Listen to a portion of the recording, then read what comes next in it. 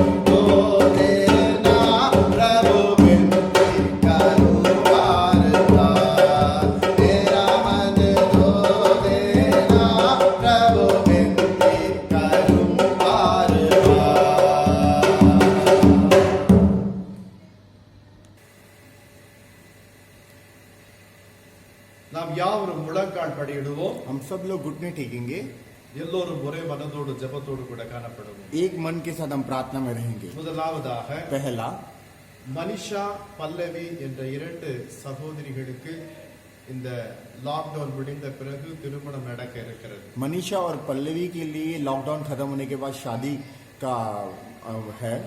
அவர்களுடைய நிலை கையிலே பணம் இல்லை.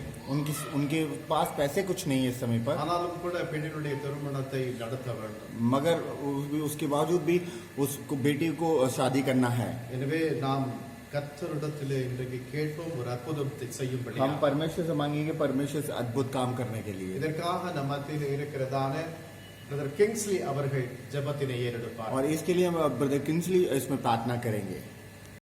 हालेलुया, स्तुति और तारीफ करते हैं खुदावन, इस अच्छे समय के लिए आपको धन्यवाद हो. स्वर्ग में रहने वाले हमारे प्रभु, हमारे प्रार्थनाओं को सुन रहे हो, हमारे साथ हो, हमारे सारे विनतियों को आप सुन करके उत्तर दे रहे हो, इसके लिए आपका धन्यवाद और तारीफ करते हैं राजा. आकाश और पृथ्वी में सबसे ऊंचे नाम आपका नाम है प्रभु. हे प्रभु, आपका धन्यवाद और तारीफ करते हैं इस अच्छे समय पर भी प्रभु. आपके सम्मुख में प्रभु हालेलुया मनीषा और पल्लवी करके दोनों बहनों के लिए आपके चरणों में आते हैं राजा. अपने माँ के गोद में से जन्म होने के उस समय से लेकर अभी तक प्रभु आप इनके बारे में जानते हो और इनके साथ आप हो, अभी तक चला के आ रहे हो, इसके लिए आपको धन्यवाद करते हैं. उनके माँ बाप, उनके परिवार के सारे सदस्यों को आपके सम्मुख में हम याद करते हैं राजा. आपको ढूंढते हुए प्रभु आपके भवन में प्रभु आपको आराधना करते हुए ये जो बहनें दोनों का प्रभु जो आजकल जो शादी का बारे में शादी के लिए जो उन्होंने मतलब प्रोग्राम बनाए हैं वो उसको मतलब जो रुकावटें हैं उन सारे रुकावटों को यीशु मसीह के दूर करते हैं राजा. प्रभु आप स्वर्ग में से अपने सहायता को भेजिए. अभी जून महीने में जो मतलब शादी रखने का जो प्रोग्राम बनाए थे वो अगर नहीं हो पाए तो भी प्रभु इस साल के अंदर 2020 के अंदर प्रभु इन दोनों परिवार के जो शादी का जो प्रोग्राम है उसमें सफलता को आप स्वर्ग में से प्रभु आप आज्ञा दे करके इसको बहुत अच्छी तरह से चलाइए राजा. और भी प्रभु दोनों के व्यक्तिगत जीवन के लिए हम आपके पास आते हैं और जो जिससे शादी होने वाला है उनके परिवार के लिए भी हम आपके पास आते हैं राजा. उनकी स्थिति के बारे में हम जानते हैं, जैसे पास जिसने कहा कि कुछ कमी है, सारे कमियों को पूरा करने वाला प्रभु हमारा प्रभु है. इसलिए आपके चरणों में प्रभु ये मनीषा और प्रभु हालेलुया स्तुति तारीफ और पल्लवी दोनों के लिए हम आपके चरणों में आते हैं. आप दया कीजिए राजा, बहुत आश्चर्य करम प्रभु आप कीजिए करके आपके चरणों में इन दोनों को और इन दोनों का परिवारों को आप आपके सम्मुख में सौंपते हैं राजा. बहुत आश्चर्य कर्म को कीजिए, आपके नाम की महिमा होने दीजिए राजा. आप ऐसे कर रहे हैं इसके लिए धन्यवाद और तारीफ करते हैं. सारे प्रार्थनाओं को प्यारे प्रभु यीशु मसीह के नाम से मांगते हैं पिता. आमीन आमीन आमीन. John Solomon, Ramkumar, Anand Kumar, John सालोमोन, Ram Kumar, Anand Kumar, Bharti, प्रिया மற்றும் சுனில் और सुनील. இவர்களெல்லாம் பெண்ணையும் பார்க்கிறார்கள், ஆணையும் பார்க்கிறார்கள். अब इन लड़की के लिए लड़की भी देख रहे हैं और लड़के भी देख रहे हैं लड़की நல்ல को. இடத்திலே வரன் அமைந்து இந்த வருடத்தின் இறுதிக்குள்ளாக கர்த்தர் இவர்கள் திருமணத்தை நடத்தும்படியாக மத்தியில் இருக்கிற பாஸ்டரமாக ஜெபம் பண்ணுவாங்க. और इसमें इसके लिए हाँ इनके बहुत से जल्दी इसी साल में शादी होने के लिए हमारे बीच में पास्टर आंटी प्रार्थना करेंगे. हालेलुया, ஸ்தோத்திரம் ஆண்டவரே, स्तुति हो, ஸ்தோத்திரம் அப்பா. स्तुति हो पिता. உம்மை நன்றியோடு ஸ்தோத்தரிக்கிறேன். आपको धन्यवाद के साथ स्तुति करते हैं. வல்லமையின் தேவனே உம்மை ஸ்தோத்தரிக்கிறேன். श्याम मध्य प्रभु यीशु आपको धन्यवाद करते हैं. அற்புதத்தின் தேவனே உம்மை ஸ்தோத்தரிக்கிறேன். अद्भुत काम के पिता प्रभु आपके लिए धन्यवाद करते हैं. அநாத ரட்சகரே உம்மை ஸ்தோத்தரிக்கிறேன். अनाथ को उद्धार करने वाले परमेश्वर आपको धन्यवाद करता है. அதிசயங்களின் நாயகனே உம்மை ஸ்தோத்தரிக்கிறேன். अधिशय करने वाला परमेश्वर आपको धन्यवाद करते हैं. விண்ணப்பத்தை கேட்கும் எங்கள் நல்ல தகப்பனே உம்மை நன்றியோடு ஸ்தோத்தரிக்கிறேன். विनतियों को सुनने वाले एक अच्छे परमेश्वर आपको धन्यवाद करते हैं. ஆறுதலின் தேவனே உம்மை நன்றியோடு ஸ்தோத்தரிக்கிறேன். परमेश्वर हमारी बातों को सुनने वाले प्रभु आपके लिए धन्यवाद करते हैं. ஆமென். ஆண்டவரே உம்மை நன்றியோடு துதிக்கிறேன். ஆண்டவர் आमीन। प्रभु आपके लिए धन्यवाद के साथ स्तुति करते हैं। துதிகளுக்குள் வாசம் செய்யும் என் தூயாதி தூயவனையும் நன்றியோடு ஸ்தோத்தரிக்கிறேன் स्तुति में वास करने वाले मेरे परमेश्वर आपको स्तुति के साथ धन्यवाद करते प्रभु। கொடுத்த விண்ணப்பத்திற்காக உம்முடைய திருப்பாதத்தை நோக்கி வருகிறோம் और जो आपने जो विनती को दिया प्रभु आपके लिए धन्यवाद। आपके चरणों में आते प्रभु। ஆமென் நன்றி ராஜா धन्यवाद हो, நன்றி இயேசு சுவாமி. धन्यवाद यीशु में, நன்றி ஆண்டவரே धन्यवाद हो प्रभु, நன்றி ராஜா धन्यवाद हो प्रभु, நன்றி ஆண்டவரே धन्यवाद प्रभु, நன்றி அப்பா धन्यवाद पिता। வாலிப பிள்ளைகளுக்காக உம்முடைய பாதத்தில் வருகிறேன் और जवान के लिए परमेश्वर विशेषकर आपके चरणों में आते हैं। தகப்பனே பிரியா என்கிற பெயரில் 3 வாலிப பெண் பிள்ளைகளுக்காக ஜெபிக்கிறேன் ஆண்டவர் और प्रिया के नाम में 3 लड़कियों के नाम से मैं प्रार्थना करती हूँ। அவர் சுனில் ராம்குமார் ஜான் இந்த 3 வாலிப பிள்ளைகளுக்காகவும் ஜெபிக்கிறேன் और सुनील, राम कुमार, आनंद, जॉन, இவர்கள் யாவருக்காகவும் ஜெபிக்கிறேன் उन ஆண்டவர் सबके लिए हम प्रार्थना करेंगे। அப்பா ராஜா ஸ்தோத்திரம் ஆண்டவரே प्रभु धन्यवाद करते हैं। ஆமென் ஆவிக்குரிய ஜீவியத்தில் காணப்படுகின்ற இந்த அன்பு பிள்ளைகளுக்காக உம்மை துதிக்கிறேன் ஆண்டவரே मेरे आत्मिक जीवन में परमेश्वर रहे प्रभु उनके लिए धन्यवाद करते हैं। இவர்களுக்கு ஏற்ற துணையை நீர் தாமே வாய்க்க செய்துள்ளவின்படியாய் और ஜெபிக்கிறேன் परमेश्वर समय से परमेश्वर उनके जीवन की शादी को परमेश्वर आप देने वाले प्रभु आपके धन्यवाद करते हैं। விசேஷித்த வண்ணமாய் ஆவிக்குரிய ஜீவியத்தில் இருக்கின்ற வரங்களை நீர் வரவழைக்க வேண்டும்படியாய் और विशेषकर आत्मिक जीवन में परमेश्वर उन्नति वाले को परमेश्वर आप लेके आइए प्रभु। அப்பா நாங்கள் உம்மைத்தான் நம்பி இருக்கிறோம் आपको ही हमने भरोसा करा ஒரு परमेश्वर। விசையாய் மனமிறங்கும் அப்பா एक बार आप दया करिए प्रभु, மனமிறங்கும் சுவாமி एक बार दया करिए प्रभु, மனமிறங்கும் அப்பா एक बार दया करिए प्रभु। அப்பா உமக்கு உகந்த பிள்ளைகளை நீர் தாமே இவர்களுக்கு துணையாய் வரவழைக்க வேண்டும்படியாய் और ஜெபிக்கிறேன். आप इससे बढ़कर परमेश्वर केवल आप ही ऐसा कुछ कर नहीं सकते हो प्रभु। மனுஷன் தனிமையாய் இருப்பது நல்லதல்ல என்று சொல்லி मनुष्य अकेले रहना ठीक नहीं है करके वचन कहता है। இவர்களுக்கு ஏற்ற துணையை நீர் தாமே ராஜா வாய்க்க செய்துள்ளவின்படியாய் और ஜெபிக்கிறேன். इनके परमेश्वर जीवन की शादी को परमेश्वर आप ही परमेश्वर करिए प्रभु। ஆவியானவரே நீர் அப்படியாய் செய்கின்ற தயவிற்காய் உம்மை நன்றியோடு और ஸ்தோத்தரிக்கிறேன் पवित्र அப்பா. आत्मा आप ऐसे कर रहे हो प्रभु आपके लिए धन्यवाद करते हैं। ஆமென் ஆண்டவரே आमेन पिता। ஒவ்வொரு பிள்ளைகளும் உம்மைத்தான் நம்பி இருக்கிறார்கள் ஆண்டவரே एक एक बेटे लोग परमेश्वर आपको ही भरोसा रखा है। அதி சீக்கிரமாய் ராஜா இவருடைய திருமண காரியங்களை நீ பொறுப்படுத்தி காத்து தந்தளவின்படியாய் और वो शीघ्र उस चीजों को काम को पूरा करके उनके हाथ में दीजिए परमेश्वर। அப்பா இந்த பிள்ளைகளை பெற்றோர்களுக்காகவும் ஜெபிக்கிறேன் उनके ஆண்டவரே माता पिता को भी परमेश्वर को प्रार्थना करते हैं। தன்னுடைய பிள்ளைகளுக்கு இன்னும் திருமணம் ஆகவில்லை என்கின்ற அங்கலாய்ப்போடு காணப்படுவார்கள் और ஆண்டவரே जो उनके पास अभी शादी नहीं हुआ करके परमेश्वर बहुत लोग सोच रहे हैं அவர்களுக்காகவும் நன்றியோடு ஸ்தோத்திரம் செலுத்துகிறேன் அப்பா उनके लिए हम प्रार्थना करते हैं। அவருடைய அங்கலாய்ப்பை நீ கண்ணோக்கி பார்க்க வேண்டும்படியாய் और ஜெபிக்கிறேன் उनको ஆண்டவரே. जरा परमेश्वर सोच के देखे परमेश्वर। அப்பா மனமரங்கும் ஆண்டவரே दया करिए परमेश्वर, மனமரங்கும் அப்பா दया करिए परमेश्वर, மனமரங்கும் சுவாமி दया करिए प्रभु यीशु। மனதுருக்கத்தின் தேவனாய் நீ இருக்கிறீர் ஆண்டவரே दया का परमेश्वर हो प्रभु आपके लिए धन्यवाद करते ஒரு हैं। விசையாய் இந்த அன்பு பிள்ளைகள் மீது இரக்கம் காட்டி மிக சீக்கிரத்தில் இவருடைய திருமணத்தை நடப்பித்து தரப்போகிற தயவுக்காக एक एक बार इनको दया करके परमेश्वर बहुत जल्द परमेश्वर उनकी शादी होने पाए प्रभु।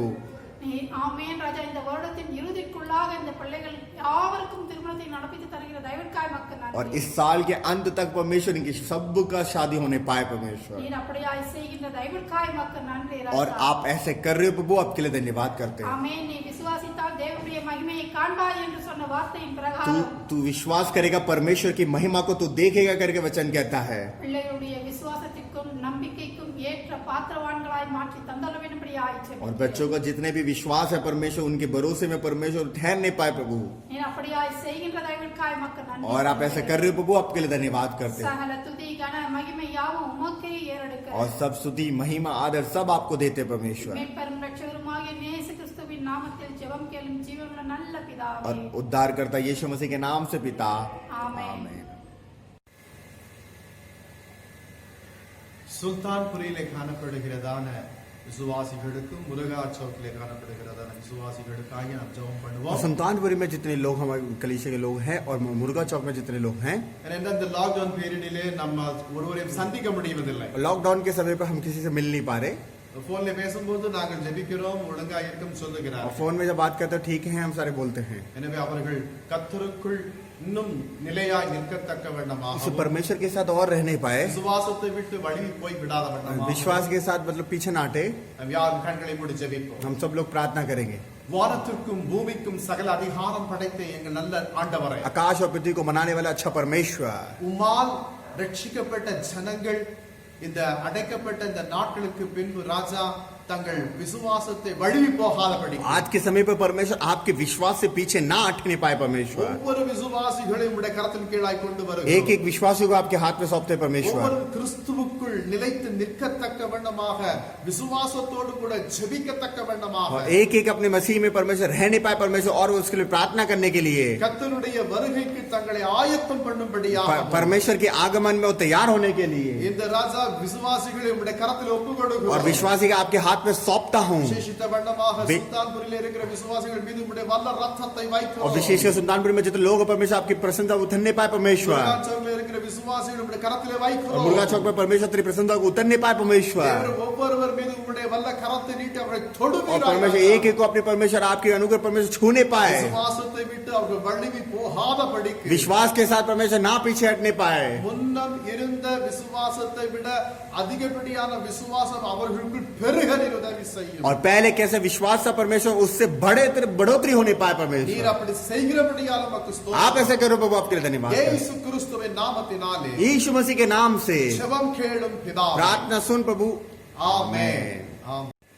सियोन वासी ना घबरा, जिसने बुलाया वह सच्चा है।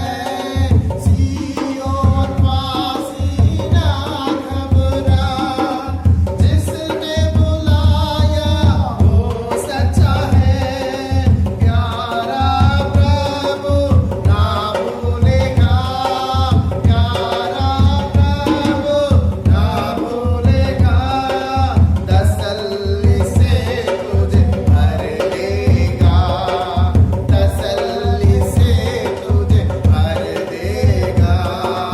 काई भी हो तराई भी हो, प्रभु के पीछे चलता रहूंगा।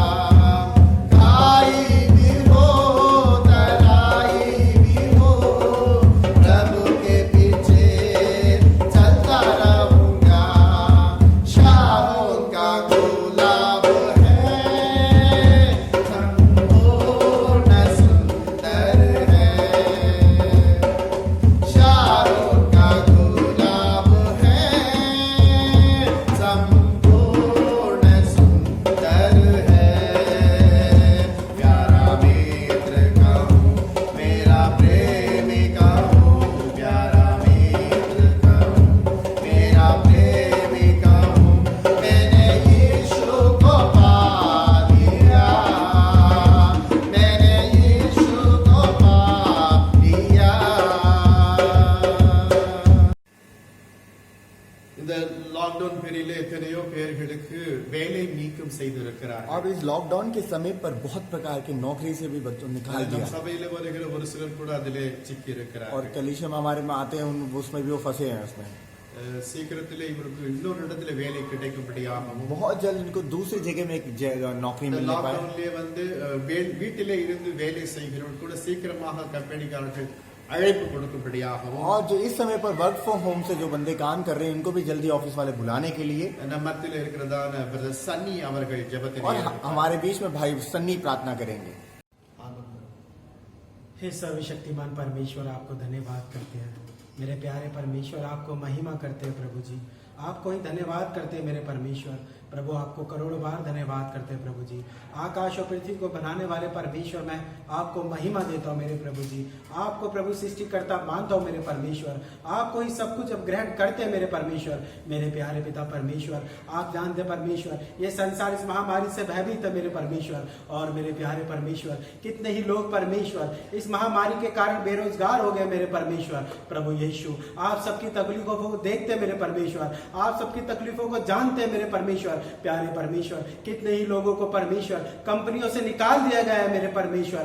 उनके परमेश्वर उनको उस कंपनी से निकाल कर परमेश्वर एक अलग रख दिया है मेरे परमेश्वर। प्यारे परमेश्वर, मैं आपसे विनती करता हूँ मेरे प्रभु, मैं आपसे विनती करता हूँ मेरे प्रभु जी, आप उनके ऊपर अपनी दया को बरसाइए मेरे परमेश्वर। क्योंकि मेरे परमेश्वर उनके हृदय बिल्कुल टूट गए मेरे परमेश्वर। वो उनके हर रात चिंता रहती है मेरे परमेश्वर कि हम क्या खाएंगे क्या करेंगे जीवन में, क्योंकि वो बेरोजगार हो गए मेरे परमेश्वर, क्योंकि वो बेरोजगार हो गए मेरे मेरे परमेश्वर। परमेश्वर मैं आपसे विनती करता हूँ प्रभु जी, आप उनके हृदय में एक अपनी समाधान को उतारिए मेरे परमेश्वर, एक एक के हृदय में अपनी दया को उतारिए मेरे परमेश्वर, एक एक के हृदय में अपनी तसल्ली को दीजिए मेरे परमेश्वर। प्यारे परमेश्वर, हर कोई परमेश्वर इस बात को सोच के मेरे परमेश्वर डिप्रेशन में ना जाने पाए परमेश्वर कि हम बेरोजगार हो गए हैं, हम अपने जीवन को कैसे चलाएंगे। मेरे प्यारे परमेश्वर, आपका शांति समाधान उनके ऊपर उतारिए मेरे परमेश्वर। और मेरे परमेश्वर एक आशा की नई किरण को दीजिए मेरे परमेश्वर, एक आशा की नई किरण को दीजिए मेरे परमेश्वर। जैसे परमेश्वर सूरज डूबता है मेरे परमेश्वर, रात्रि आती है मेरे परमेश्वर और एक नया उजाला होता है मेरे परमेश्वर, वैसे ही तू उनके हृदय में एक नई उमंग को भर दे मेरे परमेश्वर, एक नई उम्मीद को उंडेल दे मेरे परमेश्वर। प्यारे परमेश्वर उनके बंद दरवाजों को प्रभु आप खोल दीजिए मेरे परमेश्वर। महान परमेश्वर, मेरे महान परमेश्वर, उनको रीजॉइन जिस कंपनी ने उन्होंने निकाला है मेरे परमेश्वर, या तो परमेश्वर आप उनको वहां पे वापस बुलाने के लिए अनुग्रह करके दीजिए प्रभु जी। ओ हालेलुया राजा, प्रभु आप ऐसा ही करने वाले परमेश्वर है, आप ऐसा ही करने वाले परमेश्वर है।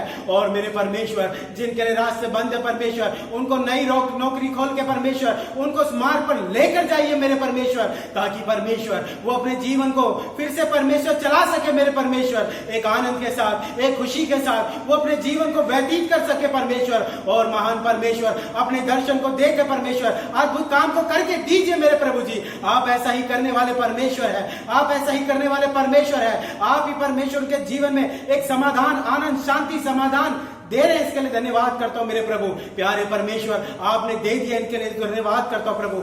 आपने मार्ग को खोल दिया, इसके लिए धन्यवाद करता हूं प्रभु। आपने दे दिया, इसके लिए धन्यवाद करता हूं। प्यारे परमेश्वर आपने मेरी विनती को सुना है परमेश्वर और उसको ग्रहण भी किया है मेरे परमेश्वर। प्रभु जी आपने उसे आमीन कह के पूरा कर दिया, इसके लिए धन्यवाद करता हूं प्रभु। जल्द से जल्द प्रभु आपने दिया प्रभु जी। यीशु मसीह मैं आपके नाम से मांगता हूं, क्योंकि आप ही परमेश्वर कहा है कि जो कुछ तुम मेरे नाम से मांगोगे वो तुम्हारे लिए हो जाएगा। प्रभु यीशु मैं आपके नाम से प्रभु सबके लिए प्रभु जी मैं नौकरियों को मांगता हूं मेरे परमेश्वर, आप ही दीजिए मेरे प्रभु जी। यीशु मसीह तेरे पवित्र और मीठे नाम से मांगता हूं, उद्धार करता यीशु आपके नाम से मांगता हूं पिता, आमीन आमीन। இன்னும் பல ஜெப விண்ணப்பங்கள் இருக்கின்றன. और प्रार्थना की विनती भी है।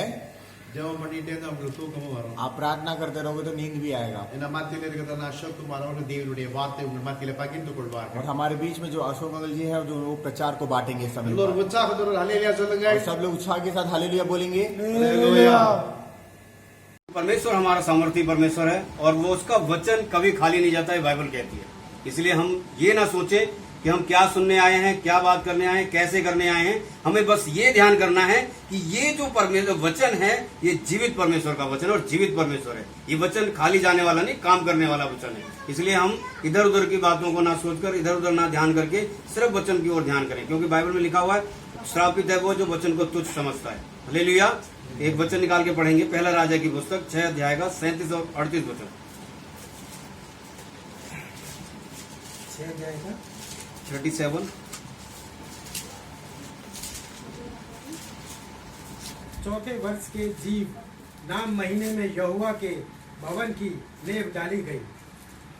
ठीक है, और बाद में 38 वचन। और 11वें वर्ष के बबूर नाम 8वें महीने में वह भवन उस सब समेत जो उसमें उचित समझा गया बन चुका। इस रीति सुलेमान को उसके बनाने में 7 वर्ष लगे। हालेलुया। हम परमेश्वर का देखेंगे इसमें कि एक भवन यानी एक परमेश्वर के मंदिर को बनाने में जिस राजा ने जो बना रहा था उसका नाम सुलेमान था। हम लोगों को बाइबल में अच्छी तरह से पढ़ा था और उसमें उसका दाऊद का बेटा था वो, और एक अच्छा बुद्धि ज्ञान पाया हुआ व्यक्ति था वो। परमेश्वर ने खुद उसको कहा था कि तू सबसे ज्यादा बुद्धिमान होगा, सबसे ज्यादा धनवान होगा। परमेश्वर ने हर चीज उसे अच्छी तरह से दी थी। वो व्यक्ति क्या जब उस भवन को बनाता है तो उसमें कितने साल, उसे 7 साल लगते हैं। हम उस भवन में जो बनाने में जो नींव डालता है वो, तो आप उसे पढ़ेंगे अच्छी तरह तो बहुत सारे उसने अच्छे अच्छे पत्थर डाले थे, उनके अच्छी अच्छी ईंट, रथ बदरपुर, रोड़ी जो भी था वो सब कुछ अच्छा, क्योंकि उसने सोने और चांदी और अच्छी लकड़ियों को मंगा करके उसने गेट वेट सब कुछ बनाया था। ये एक संसारिक भवन बना रहा था वो, किसके लिए? परमेश्वर के लिए। और वो बाद में उसको कहता है कि तू क्या ऐसा परमेश्वर है जो इस भवन में आ जाएगा, मगर फिर भी तेरे आंख और कान इस भवन की ओर प्रार्थना जो कही जाए यहाँ से उसमें लगे रहें। हम ये संसारिक भवन की नहीं, मैं आप लोगों के सामने आत्मिक भवन के निर्माण की बात करता हूं। हम कौन है? परमेश्वर का भवन है। यहाँ पे हम मंदिर को छोड़ करके, वो भी मंदिर ही था एक तरीके से बना था, ये भी बहुत मंदिर ही समझो कि हम कौन है? परमेश्वर का मंदिर है। हम कई बार इन चीजों को वो ध्यान नहीं देते। हम ये क्या करते हैं कि दुनिया की रीति पे हम अक्सर अपने आप को संसार के हिसाब से इस भवन को चलाते रहते हैं। इस भवन में संसारिक हिसाब से आप देखेंगे तो बहुत सी गलतियां होती हैं। हमारे अंदर डाल, लड़ाई झगड़ा, उल्टा सीधा, ये सब कुछ हर चीज करीब करीब होता है। इसीलिए जो संसारिक भवन होता है उसको नहीं, मैं आत्मिक भवन की बात कर रहा हूं कि आत्मिक भवन में अगर हमें निर्माण करना है तो हमें हर चीज अच्छी अच्छी डालनी पड़ेगी। और अच्छी अच्छी चीजें कहाँ, क्या चीजें होंगी? जब हमारे अंदर से पुरानी चीजें निकलेंगी। जब हमारे अंदर से पुरानी चीज निकल जाएगी तब जो हमारे अंदर अच्छी चीज होगी वो अपने आप ही निकल करके आएगी। क्योंकि कुलुसियों की पुस्तक 3:5 वचन, 8, 9, 10 वचन आप निकाल के पढ़ेंगे तो उसमें लिखा हुआ कि संसारिक चीजें हमारे अंदर क्या हैं। वो संसार में जो वो है, वो सब चीजें हम जब निकाल करके परमेश्वर के पास आते हैं, जब हम अपने आप को नया बनाते हैं, जब हम परमेश्वर का भवन बन जाते हैं, और उसके लिए हमारे पास क्या, गलातियों 5:22 में पढ़ के देखेंगे, हमारे पास प्रेम, आशा, संयम, धीरज, ये सब कुछ होना चाहिए। ये जब होता है तब हमारे भवन की एक अच्छी नींव डलती है। और जब वो भवन की नींव डलती है तब क्या होता है कि हमारा एक अच्छा भवन तैयार होके देता है। और उसके लिए हम क्या करते हैं, कई बार हमारे अंदर ना जल्दबाजी बहुत होती है। हम जैसे अब मान लो कलीसिया में गए, हम जैसे ही पहुंचेंगे कलीसिया में तो हम चाहते हैं कि हम बहुत जल्दी से अच्छी तरह से प्रार्थना करने लग जाएं, अच्छी तरह से बाइबल पढ़ने लग जाएं, अच्छी तरह से प्रचार करने लग जाएं, अच्छी तरह से परमेश्वर की बातों को बोलने लग जाएं, अच्छी तरह से लोगों को वो समझाने लग जाएं। यानी हम हर चीज की जल्दीबाजी करते हैं, हर चीज का जल्दबाजी हमारे जीवन में रहता है। इसलिए जबकि आप उसमें देखेंगे जब सुलेमान ने भवन को बनाया था तो 30,000 लोग लगे थे और 7 साल का समय लगा था। मगर हम क्या करते हैं कि नहीं, हमें समय नहीं, धीरज ही नहीं, बल्कि बाइबल कहती है कि जो धीरज धरेगा उसी का उद्धार होगा। और हमारे पास जो सबसे बड़ी कमी है वो धीरज की है। हम जाते हैं कुछ दिन परमेश्वर के भवन में, अच्छी तरह से रहते हैं, अच्छी तरह से बोलते हैं, अच्छी तरह से बातें करते हैं, मगर हमारे जीवन में सबसे बड़ा उद्देश्य क्या होता है, हम पहले से ही सोच कर जाते हैं कि अगर ये मिल जाएगा तो हम ये करेंगे, वो मिल जाएगा तो वो करेंगे, ऐसा मिल जाएगा तो वो करेंगे। हमारे जीवन में ये चीजें नहीं होनी चाहिए। जब तक हमारे पास परमेश्वर अपने भवन, इस मंदिर परमेश्वर के भवन रूपी निर्माण को अच्छी तरह से नहीं करेंगे, क्योंकि कोई भी चीज हो, आप अगर एक फैक्ट्री खोलना चाहते हैं उसका भी निर्माण एक अच्छा होना चाहिए। आपका घर बनाते हैं उसका भी एक निर्माण अच्छी तरह से होना चाहिए। आपका व्यक्तित्व अगर आपका निर्माण करना, उसके लिए भी एक अच्छा वो चाहिए। आपका घर में अगर घर का पारिवारिक निर्माण करना है उसके लिए भी एक अच्छा प्रबंधक चाहिए, क्योंकि प्रबंध करने वाला अगर अच्छा होगा तभी घर का एकदम अच्छी तरह से चलता है। और जब हमारे पास कब ये प्रबंध हमारे पास जीवन में कब अच्छी तरह से आता है, जब हम अच्छी तरह से सब कुछ करेंगे।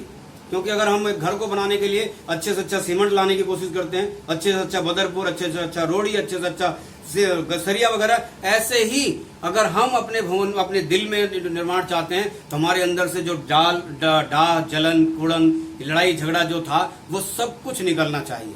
जब ये निकल जाता है तब हम क्या करते हैं, परमेश्वर के रूप में लिए एक अच्छे मंदिर वाले बन जाते हैं, अच्छा मंदिर बन जाते हैं।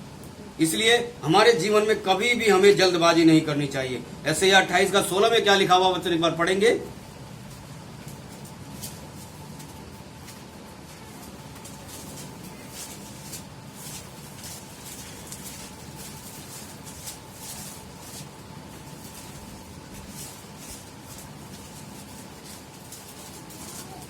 इसलिए प्रभु यहोवा यूं कहता है, देखो मैंने सिय्योन में नींव का एक पत्थर रखा है, एक परखा हुआ पत्थर, सोने का अनमोल और अति दृढ़ नींव के योग्य पत्थर।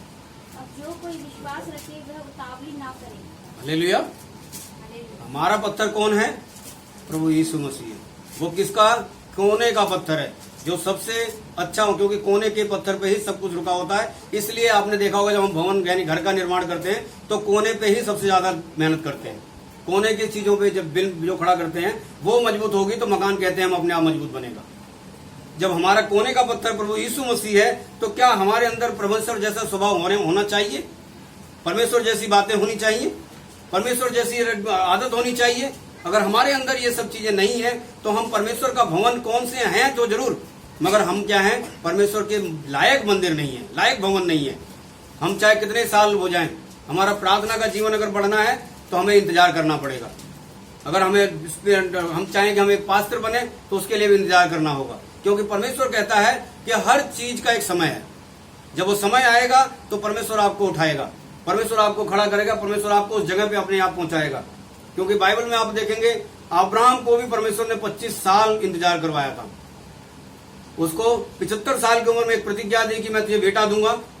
86 साल की उम्र में उसको दिखाया कि देख मैं ये कैसा कर सकता हूं। मगर 99 साल की जब उम्र हुई तो वो कहता है क्या मेरी इतनी साल उम्र में बच्चा पैदा हो सकता, शक करता है वो। मगर परमेश्वर अद्भुत काम करने वाला है। बाइबल में लिखा हुआ है कि परमेश्वर अब्राहम को पत्थरों से भी बच्चे पैदा कर सकते हैं, ऐसा परमेश्वर है। और अब जब वो हमारा नींव है, वो हमारी वो है, तो हमें क्या करना है, सिर्फ इंतजार करना है। धीरज, इंतजार सबसे ज्यादा बड़ी जरूरी है। आप दाऊद के बारे में भी देखेंगे तो दाऊद जब 20 साल का था तब उसको प्रतिज्ञा करी तो जब मैं राजा बनाऊंगा, मगर उसके लिए उसे 10 साल तक इंतजार करना पड़ा था। 30 साल का जब हुआ तब उसे राजा बना। और वैसे ही एक व्यक्ति के बारे में हम ज्यादा करके मैं उसी व्यक्ति के बारे में बताऊंगा, जो वो है नाम यूसुफ का। यूसुफ को आप लोग अच्छी तरह जानते हैं। यूसुफ क्या था, अब्राहम के बेटे का बेटा था।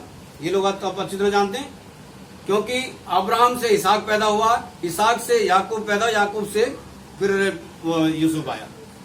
मगर यूसुफ के अंदर मुझे यूसुफ की जब मैं जीवन को पढ़ रहा था मैं 2-3 दिन पहले, तो मुझे यूसुफ के जीवन में बहुत अच्छी बातों को लगता है। क्योंकि यूसुफ के जीवन को मैंने यीशु मसीह के जीवन से कंपेयर यानी कि बराबरी करके देखा, तो मुझे लगा कि वाकई यार यीशु के जीवन में और यूसुफ के जीवन में ज्यादा अंतर नहीं था। यीशु के जीवन में भी लोगों ने उसके संग बुरा भला कहा, मारा कूटा, सब कुछ किया। और यीशु के जीवन में भी ऐसा हुआ। यीशु ने भी अपने लोगों को श्राप नहीं दिया, उनको प्रार्थना करी। उसने भी अपने लोगों को श्राप नहीं दिया कभी। उसने भी हमेशा अपने लोगों के लिए, वो कहता है उत्पत्ति 50-20 में कहते हैं कि तुमने मेरे लिए तो बुराई सोची, मगर परमेश्वर ने उस बुराई में से भी अच्छाई ढूंढी। क्योंकि अगर मैं यहाँ पे नहीं आता तो आज हमारा वंश खत्म हो जाता। तो हम ये देखेंगे कि वहां पर जो भवन बनाया सुलेमान ने, उसे 7 साल लगे। ऐसे ही यूसुफ को भी परमेश्वर ने उत्पत्ति 37:11 में आप पढ़ के देखेंगे तो उसको एक वचन दिया। परमेश्वर ने क्या कहा, एक दर्शन दिया उसे। उसके माँ बाप के को जब उसने दर्शन देखा तो अपने भाइयों को और अपने माँ बाप को सबको बताया कि 11 तारे, सूरज और चंद्रमा सब मुझे सब दंडवत कर रहे हैं। तो बल्कि वहां पर जब उसने सुनाया तो उससे लोग जलन करने लग गए, डा करने लग गए। 11वें वचन में पढ़ेंगे, आपको लिखा हुआ है। और जलन हमारे जीवन में सबसे बुरी चीज है, क्योंकि जलन अगर आपके जीवन में है तो आप कभी भी बढ़ नहीं सकते, क्योंकि आप बढ़ते हुए इंसान को देख के जलेंगे। इसने गाड़ी खरीद ली, इसने मकान बना लिया, इसने ये कर लिया, इसने वो कर लिया। आप ये नहीं कोशिश करेंगे कि हम उसको देखें कि उसने कैसी मेहनत करी। हम ज्यादा करके कोशिश करेंगे कि यार इसने जरूर कोई उल्टा सीधा काम करता है, जरूर कोई ऐसा काम करता है जो हम विरोध में है, जो कोई गलत चीज है, ये सब चीजें। और जलन जो होती है वो हमें परमेश्वर से हमेशा दूर रखती है, क्योंकि जिसके अंदर जलन होगी वहां परमेश्वर कभी भी काम नहीं करेगा। क्योंकि बाइबल में लिखा हुआ ना कि जलन जो कैन था वो अपने भाई से जलता था। कैन जब उसके भाई की भेंट स्वीकार कर गई, उसकी नहीं करेगी, तो अपने भाई से जलने लग गया। तो उसने जलन की वजह से अपने भाई का खून कर दिया। कितना बड़ा काम हो गया, एक जलन ने अपने भाई का हत्यारा बना दिया उसे। साउल किससे, दाऊद से जलता था, क्योंकि उसे परमेश्वर ने अयोग्य बनाया। मगर उसने क्या कहा कि नहीं, मैं बड़ा हूं। जब उसको लोगों ने कहा कि साउल ने हजारों को मारा, उसने 10,000 को मारा, तो ऐसे करके उसके जलन आई और उसने दाऊद को मारने की कोशिश करी। और फरीसी लोग भी जलते थे। किससे जलते थे? यीशु मसीह से जलते थे, क्योंकि वो लोग बहुत पुराने थे, 70 साल 80 साल, इतनी बड़ी बड़ी दाढ़ी, ये बड़े बड़े वो लंबे लंबे वो ऊंचे ऊंचे ओहदे, सब कुछ उनके पास थे। अच्छी अच्छी बातों को जहां जाते थे वहां पे सबसे बड़ी वाली कुर्सी उन्हें चाहिए होती थी। वो क्यों जलते थे कि कल का 30 साल का एक बच्चा आकर के हमसे ज्यादा प्रोफेसी करने लग गया, हमसे ज्यादा बातें करने लग गया।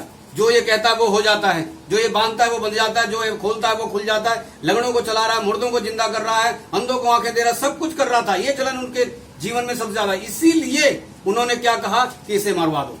उन्होंने इसलिए नहीं मरवाया क्योंकि कोई उसकी दुश्मनी थी। सबसे बड़ी जो वो थी समस्या, वो यही थी कि वो यीशु से जलने लगे कि हमारी उम्र इतनी साल हो गई, हम इतने वर्षों से इस ओहदे पे हैं, हमें लोग अच्छी तरह से जानते हैं, हम अच्छी जैसे सभाओं में बातें करते हैं, अच्छी अच्छी ऊंची ऊंची शिक्षाओं को देते हैं, व्यवस्था को जानते हैं, ये सब कुछ जानते हैं, उसके बावजूद भी ये 30 साल का आया हुआ बच्चा हमारे सामने देखो कैसे कैसे चमत्कार कर रहा है। लोग इसका बातों का विश्वास कर रहे हैं, हमारी बात का विश्वास नहीं कर रहे। उस जलन की वजह से क्या हुआ, एक प्रतिज्ञा पाया हुआ व्यक्ति, वहां पे उसके भाइयों ने क्या किया था आप जानते हैं। जलन जब करने लग गए तो दूध उसको क्या किया, एक खड्डे में डाल दिया, खड्डे में डाल दिया। खड्डे को अगर इंग्लिश में देखे जाए तो क्या कहते हैं, पिट, PIT, पिट है। खड्डे से भी हमें बहुत बड़ा सबक मिलता है ना। इसीलिए हमें क्या करना है कि खड्डे को ये नहीं देखना चाहिए कि हमें क्या, क्योंकि आप एक बात का ध्यान रखिए, जो हमारे जीवन में अच्छी चीजें हैं वो इस चीज से नहीं मिलती कि हम सब अच्छे लोगों के साथ रहेंगे तभी हमें अच्छा वो मिलेगा। कई बार हमारे जीवन में जब दुख परेशानी आती है उससे भी हमें एक सबक मिलता है, और वही चीज सबसे अच्छी हुई। जब उसके जीवन में जो उसे खड्डे में डाला गया तो क्या हुआ, यही चीज हुई कि उसके जीवन में एक अद्भुत काम होने वाला था, इसलिए उसे खड्डे में डाला गया। क्योंकि जब कभी भी अगर हम कामयाब होना है तो हमें कामयाबी उस चीज से नहीं मिलती, हमें कामयाबी किससे मिलती है, धोखा खाने से। आप एक कामयाब आदमी के पीछे जाएंगे तो आपको वही बताएगा जो वो कामयाब हुआ है, क्योंकि उसने नाकामी का स्वाद नहीं चखा कभी, उसे पता ही नहीं चला कि दुख होता क्या है, उसे पता ही नहीं चला कि समस्या होती क्या है।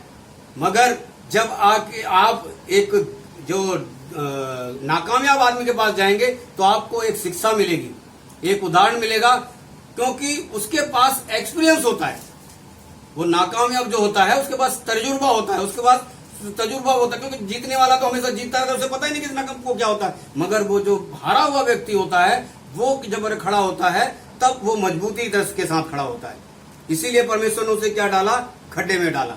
एक प्रतिज्ञा पाया हुआ व्यक्ति, जिसे परमेश्वर ने क्या कहा था कि 11 तारे और चंद्रमा सूरज तुझे दंडवत करेंगे, वो उस व्यक्ति को जलन की वजह से कहां डाल दिया गया, खड्डे में डाल दिया गया। और खड्डे में जब डाल दिया गया तो क्या हुआ, उसका संग बहुत बुरा हुआ है। तीसरी चीज उसके संग क्या हुई कि उसको बेच दिया गया। एक प्रतिज्ञा पाया हुआ व्यक्ति जिसको परमेश्वर ने आशीष देने के लिए बुलाया था, उसे बेच दिया गया। उत्पत्ति 39:1 में पढ़ के देखेंगे, उसमें लिखा हुआ है। और एक बार नहीं, वो 2 बार बेचा गया। एक बार वो जाने वाले लोगों को बेचा गया, फिर दोबारा उन लोगों ने पोतीमार को बेचा। और जब पोतीमार के यहाँ बेचा गया तो सोचने वाली बात है कि ये बेचने वाला बेचा गया वो कितना बड़ा एक व्यक्ति जब बेचा गया तो वो उसके बाद में किसके पास बेचा गया, पोतीमार के पास बेचा गया। और जब पोतीमार के पास बेचा गया वो अपने घर में लेके गया तो उसे क्या राजा बनाएगा। उसको रखा गया किस काम, किस चीज के लिए, झाड़ू पोछा करने के लिए है। वो बेचारा झाड़ू पोछा करता था, सब कुछ करता था वहां पर। एक प्रतिज्ञा पाया हुआ व्यक्ति कहां, पहले उसे उसके जलन के चक्कर में उसे मारने के लिए, उसकी मौत मारने के लिए सोचा, फिर उसे गड्ढे में डाल दिया गया, फिर उसे बेचा गया। फिर उसके बाद में उसके संग क्या हुआ कि बेचने के बाद में उसे क्या किया कि वो बेचा गया जहां, तो जिस राजा के पास बेचा गया उस राजा के पास क्या करता था, वो झाड़ू पोछे का काम करने लग गया। और राजा ने जब देखा कि ये जो झाड़ू पोछा करने वाला बच्चा है इसके पास 7 परमेश्वर है। अब एक सोचने वाली बात है, हमारे घर में मैं मान लो एक नौकरी कर रहा हूं या मैं अपने पास नौकर रख रहा हूं और वो जो झाड़ू पोछा करने वाला है बाहर से एक आदमी आए और उससे कहे कि बेटे परमेश्वर तेरे साथ है, वो उठ के क्या सुनाएगा हमें, कितनी अच्छी बात बोलेगा। मैं परमेश्वर अगर मेरे साथ है तो मैं झाड़ू पोछा करूंगा। ये झाड़ू पोछे का जीवन, ये जीवन ऐसा जिएगा जो खाना, जब लोगों का खाना बच जाता है, जब वो खाना मुझे दिया जाता है। जो ये झाड़ू पोछा जो मैं अपने घर में कभी नहीं करता था, आज मैं घर में झाड़ू पोछा कर रहा हूं, ये परमेश्वर मेरे साथ है तो ऐसा होगा।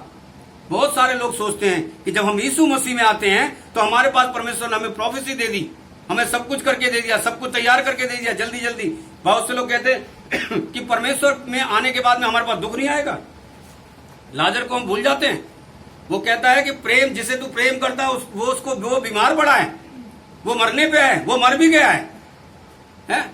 मगर हम क्या करते हैं, उस चीज को नहीं। आपके पास जब आप परमेश्वर में आएंगे आपके पास दुख है। चाइना में कुछ दिन पहले मैंने एक पास्टर की गवाही देखी थी कि चाइना में, हमारे यहाँ तो बहुत सारे मैंने देखा प्रचार, ज्यादा करके प्रचार क्या किया जाता है, यीशु में आओगे तो चंगाई मिलेगी। जैसे कोई बीमार मिल गया, अगर तुम यीशु में आ जाओगे तो ये मिल जाएगा। यीशु में आ जाओगे तुम्हें, तुम्हारा सारा कर्जा दूर हो जाएगा। यीशु में आ जाओगे तो ये सब कुछ है। मगर जानते हो चाइना में जब प्रचार किया जाता है तो वहां पर क्या कहते हैं, यीशु में ही सबसे ज्यादा दुख है, यीशु में ही सबसे ज्यादा दुख है। और बाइबल भी इस चीज को कहती है कि जो मसीह में है वो सताए जाएंगे। जब यीशु को उन्होंने नहीं छोड़ा दुनिया वालों ने, तो हम तो एक इंसान है, हम कौन होते हैं जिसे हमें ना सताए। और उसे बेचारे को क्या किया गया, झाड़ू पोछा कराया गया। और झाड़ू पोछा करने वाला व्यक्ति कैसा होना चाहिए, कुछ नहीं था। जबकि उसको जो खरीद के लेके गया था वो देख रहा था कि ये झाड़ू पोछा करने वाले व्यक्ति के साथ परमेश्वर है, और उसका प्रूफ उसके पास था, क्योंकि दो लोगों को उसने उसके विरोध में 2 लोग बोले थे और उन लोगों को जेल में डाल दिया गया था। तो वहां पर उसने देखा कि ये सब कुछ काम हो रहा था। चौथी चीज उसकी क्या हुई कि जब वो पोती मार के घर में गया तो वो क्या था, सुंदर होगा, जब तो उसकी वाइफ ने बोला कि तू मेरे साथ सो।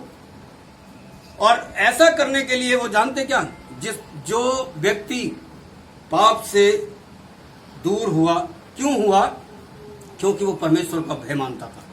वो इसलिए नहीं दूर हुआ क्योंकि वो, आप ये देखेंगे तो उस समय ना कोई प्रचारक था, ना कोई बताने वाले था, ना कोई बाइबल थी, ना कोई यूट्यूब था, ना कोई फेसबुक था, ना कोई ऐसा चैनल था जिसकी वजह से उसे पता चलता कि व्यभिचार या पाप या ऐसी चीजें क्या हैं। सिर्फ वो किस वजह से बचाया गया, क्योंकि वो परमेश्वर का भय मानने वाला व्यक्ति था। अगर हमारे पास भी परमेश्वर का भय होगा तो हमें क्या होगा, जल्दी से हम परमेश्वर, क्योंकि बाइबल में लिखा हुआ ना, भय, प्यार, प्रेम सब पापों को ढांप देता है। हम क्या करते हैं, सबसे ज्यादा आजकल यही चीज चल रहा है। आजकल खाली बैठे हुए बहुत सारे लोग बहुत अच्छी तरह से ढांप रहे हैं, मगर हम क्या इस चीज को नहीं, ये चीज नहीं, क्योंकि बाइबल में लिखा हुआ है, पहले पुराने नियम में अगर आप पढ़ के देखें तो पाप करने वाले को उसी समय दंड मिल जाता था, इसलिए आदमी डर मानता था। अब के नए नियम में हम क्या देखिए कि अनुग्रह से पाप से छुटकारा, जहां पाप ज्यादा है वहां अनुग्रह भी ज्यादा है। आदमी कहता हाँ यही तो बात है, जब अनुग्रह है तो हम काहे की टेंशन लें, कोई बात नहीं, अभी तो पी लिया ना, बाद में माफी मांग लेंगे परमेश्वर से। बहुत लोगों को देखा मैंने जो बीड़ी सिगरेट पी लेंगे, उसके बाद में परमेश्वर माफ कर दे, अगली बार नहीं पियेंगे, 1 हफ्ते बाद में फिर वही करेंगे। परमेश्वर भी बेचारा हमारा बहुत अच्छा है, वो कहता टेंशन मत ले, तू जब तक कहेगा जब तक माफ करता रहूंगा।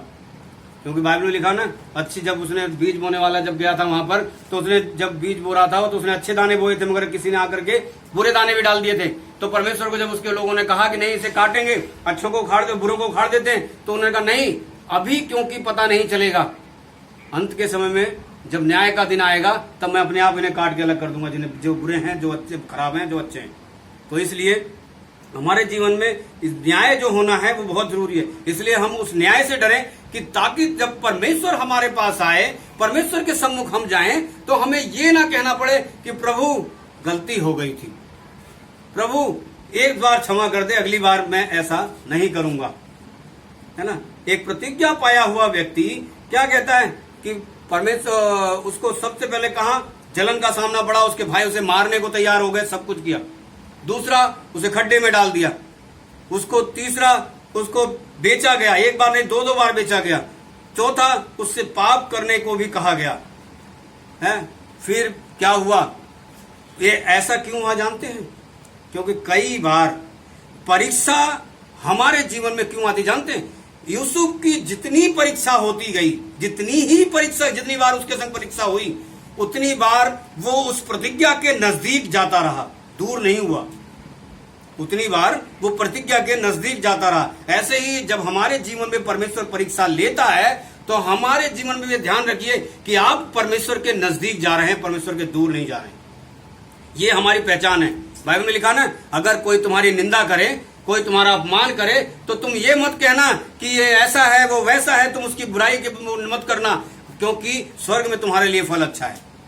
क्योंकि बाइबल, परमेश्वर ने भी बाइबल यशायाह 50 में आप पढ़ के देखिए, 50 में 52 में लिखा हुआ है कि उसने कभी गाली देने वाले को गाली नहीं दिया, कभी उसके उल्टा सीधा बोलने वाले को उल्टा सीधा नहीं बोला।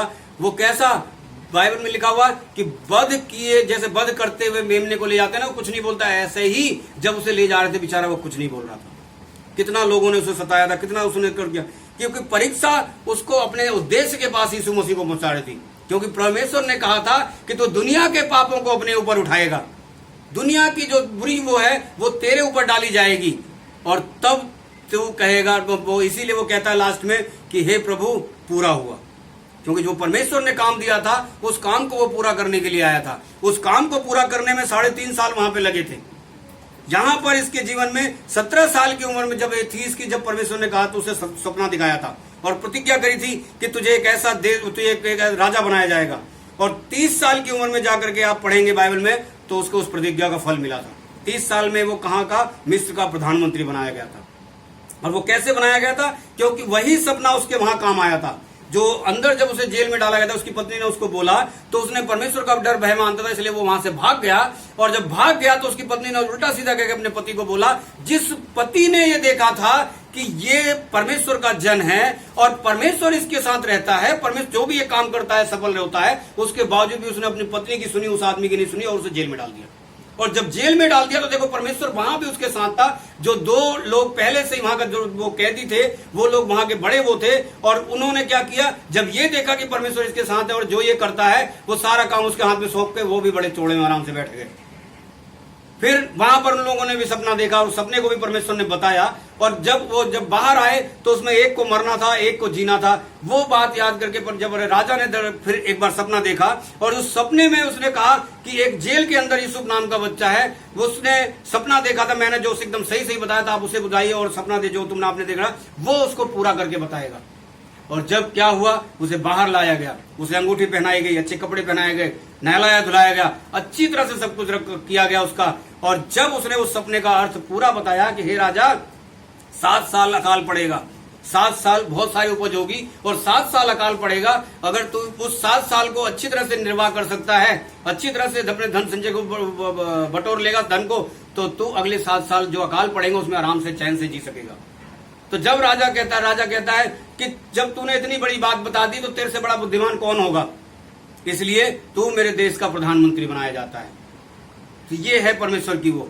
जैसे सुलेमान राजा ने जब अपने भवन का निर्माण किया तो उसमें बहुत सारे अच्छे पत्थर लगाए और 7 साल उसे लगे उस भवन के निर्माण को पूरा करने में। 30,000 आदमी काम कर रहे थे उसके बावजूद भी।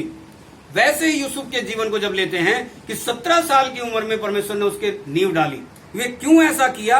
क्योंकि अगर वो जल्दी से उसको उस चीज की दे देता, प्रतिज्ञा कर देता, तो वो मेच्योर नहीं होता। क्योंकि 17 साल का ही था, नाबालिग बच्चा था। उसको आगे चल करके कैसे पता चलता कि ये चीजें होनी चाहिए, ये चीज ऐसी होनी चाहिए, ये चीजें, क्योंकि अनमेच्योर जो होता है वो हमेशा संसारिक चीजों की तरफ ज्यादा भागने की कोशिश करता है।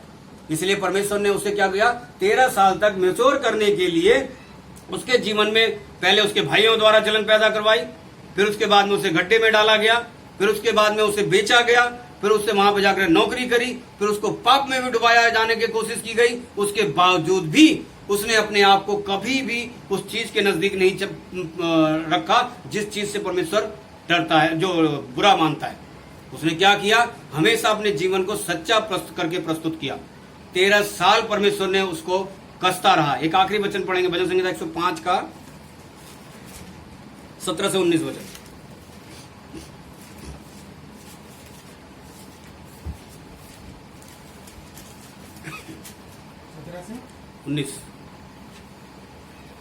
उसने यूसुफ नामक एक पुरुष को उसने पहले भेजा था, जो दास होने के लिए बेचा गया था।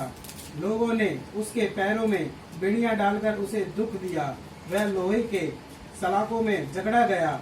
जब तक कि उसकी बात पूरी ना हुई तब तक यहोवा का वचन उसे कसौटी पर कसता रहा। हालेलुया। हम जब आप ये देखेंगे कि यूसुफ को परमेश्वर क्यों ऐसे करता रहा, ताकि वो एक अच्छा वो बन सके, अच्छा प्रधानमंत्री बन सके, अच्छा राजा बन सके, अच्छा शासक बन सके। इसलिए ऐसे तो हमारे जीवन में भी ऐसा ही है। जब हम परमेश्वर के पास जाते हैं तो कई बार परमेश्वर हमसे प्रतिज्ञा कर देता है कि तुझे मैं ऐसे दूंगा, मगर कई बार लेट हो जाता है। हम क्या करते हैं, बुराई करने लग जाते हैं, कुड़कुड़ाने लग जाते हैं। मगर जब परमेश्वर कहता है कि जो धीरज धरेगा उसका उद्धार होगा। इसलिए हमें अगर एक अच्छा प्रचारक बनना है तो हमें इंतजार करना पड़ेगा। उसके लिए हमें कसौटी भी झेलनी पड़ सकती है। कई बार प्रचार करने के उसमें बीच में लोग टोक भी सकते हैं, कई बार प्रचार नहीं भी मिल सकता है, कई भी देर हो सकती है, कई बार आपको अनदेखा भी किया जा सकता है, मगर उसके लिए हमें वो नहीं करना है। वह हमें क्या करना है, धीरज रख के इंतजार करना है। जब हम इंतजार करेंगे तब हम एक अच्छे प्रचारक बन सकते हैं, क्योंकि प्रचारक गुस्से वाला नहीं होना चाहिए। बाइबल साफ कहती है, याकूब में लिखा हुआ है कि क्रोधी मनुष्य परमेश्वर के वचन का निर्वाह नहीं कर सकता। इसलिए हमें क्या करना है, अच्छा प्रचारक बनने के लिए सबसे पहले धीरज बहुत जरूरी है। एक अच्छा विश्वासी बनने के लिए सबसे धीरज जरूरी है। विश्वासी आप कई बार हम विश्वासी आपस में उल्टा सीधा भी वो करने लगते हैं। एक अच्छे दास बनने के लिए, एक अच्छे गायक बनने के लिए, एक अच्छा बजाने वाला बनने के लिए, ये सब कुछ करने के लिए हमें उस गैप में इंतजार करना ही पड़ेगा। अगर आप सोचे कि आज मैं चर्च में गया हूं, 1 साल हो गए मुझे, 10 साल हो गए मुझे और मैं कुछ नहीं कर पाया, तो इसमें परमेश्वर की कोई कमी नहीं है। आप प्रार्थना कीजिए, परमेश्वर आपको बताएगा कि आपके अंदर क्या कमी है, क्योंकि परमेश्वर हमारा प्रार्थना का उत्तर देने वाला परमेश्वर है, वो सब कुछ बताने वाला परमेश्वर है। मगर हम क्या करते हैं, हम इंतजार ही नहीं करते। हम सब कुछ कर लेते हैं मगर इंतजार नहीं होता हमसे। नहीं, परमेश्वर मुझे 4 दिन हो गए, 5 दिन हो गए, मैं लगातार किसी चीज के लिए प्रार्थना कर रही हूँ, मेरा कोई काम नहीं बन रहा है, या कर रहा हूँ मेरा कोई काम नहीं बन रहा है, मुझे अच्छी नौकरी नहीं मिल रही है, अच्छा घर नहीं मिल रहा है, अच्छा परिवार है, अच्छा सब कुछ है, उसके बावजूद मेरे घर में अशांति है, शांति नहीं है। तो ये सब चीजें अगर परमेश्वर के पास होगी तो आपको क्या करना है, कुछ नहीं करना है। अपने आत्मिक जीवन में अगर परमेश्वर का मंदिर आपको बनना है तो आपको फिलिपियो गलातियो 5:22 वाला जो वचन है वो जरूर पढ़ना पड़ेगा। उसमें लिखा हुआ है सबके बारे में कि आत्मा का फल क्या है। अगर वो फल से आप लदे रहेंगे तो आपका आत्मिक जीवन, ये जो घर है, इसमें परमेश्वर आपके अपने आप बना रहेगा। क्योंकि हम सोचते हैं कि परमेश्वर का हम मंदिर है, परमेश्वर हमें वास करता है, तो उसके बावजूद भी हम गलत काम करेंगे, तो ऐसा नहीं हो सकता है। क्योंकि बाइबल में लिखा हुआ, यशायाह 59:2 में लिखा हुआ है कि परमेश्वर हमसे दूर कैसे होता है, हमारे अधर्म के कामों की वजह से। बाइबल में रोमियो के 8 में 36, 37, 38, 39 वचन में पढ़ के देखने में लिखा हुआ है कि परमेश्वर के प्रेम से हमें कोई चीज अलग नहीं कर सकती, मौत तक अलग नहीं कर सकती, मगर अगर कोई कर सकता है तो हमारे अधर्म के काम है। हमारे पास अगर प्रतिज्ञा की हुई, परमेश्वर ने हमें बता दिया, क्योंकि बाइबल में लिखा हुआ साफ कि परमेश्वर ने हमें माँ के गर्भ में ही से ही पहले से ही ठहरा दिया गया कि तू प्रेरित है, तू भविष्यवक्ता है, तू ये करने वाला, तू गाने वाला है, तू सब कुछ करने वाला है। उस चीज को वो प्रस्तुत भी करके देता है, मगर उसके बावजूद भी उसके लिए एक समय है, और उस समय के लिए हमें कई बार कसौटी में उतरना पड़े। कई बार हमारे संग परीक्षाएं भी हो सकती हैं, कई बार लोग हमारी उस चीज के लिए उलाना भी कर सकते हैं, ताना भी मार सकते हैं, उल्टा सीधा भी बोल सकते हैं, मगर उसके लिए हमें तैयार रहना चाहिए।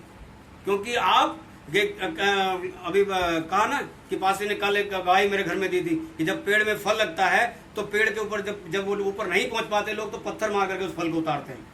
तो क्या फल जो पेड़ है वो दूसरी साल फल नहीं देता?